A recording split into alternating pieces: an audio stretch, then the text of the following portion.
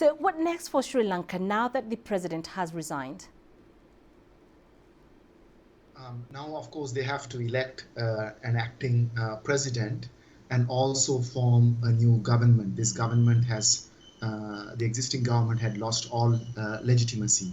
Now, the issue is also that the acting president, Ranil Wickremesinghe, there were mounting calls also for his resignation as prime minister so that he does not become acting president, because 2 months ago, President Gotabaya Rajapaksa appointed Ranil Wickremesinghe as prime minister, and it's widely seen as a deal between the president and then the prime minister. And so that is continuing. So there are concerns that next week, when a new president is elected, the president's party, which had a majority in parliament, will continue to be able to maneuver and put their leader in power, which would effectively mean there isn't much change in the government as expected. So that is a major concern for the people in the country, and particularly the protest movement, due to whose hard work and protests that these changes have happened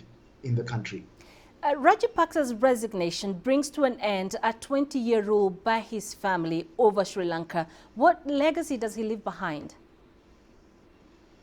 Gotabaya Rajapaksa, and before that his older brother Mahinda Rajapaksa, ruled the country for almost 20 years with an interim period where another government was in power for about 4.5 years.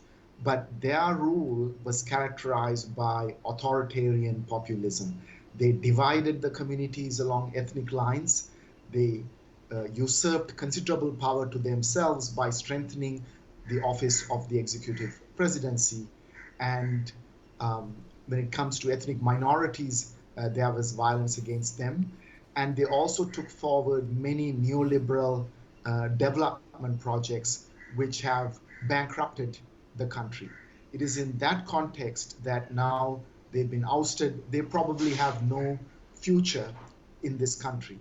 Now, what would come after this is the main question, whether there would be system change as the protest movement has been calling for. And that probably needs to begin with by abolishing the executive presidency.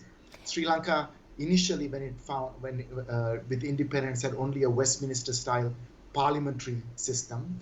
But in 1978, an authoritarian leader, when he became prime minister, J.R. Jayawardena, also created the executive presidency so that one individual could have considerable power, which has been the bane of so many of Sri Lanka's problems over the last 4 decades. So it is to be seen as Sri Lanka forms an interim government, because we really have to go for elections when it's conducive to do so, once there is political and economic stability. But even during the period of this interim government, whether the executive presidency could be abolished, or at least to make sure that the executive president is only a symbolic figure and does not execute the considerable executive powers that the executive presidency has, because that has been undemocratic in terms of the kind of governance we have seen in the country.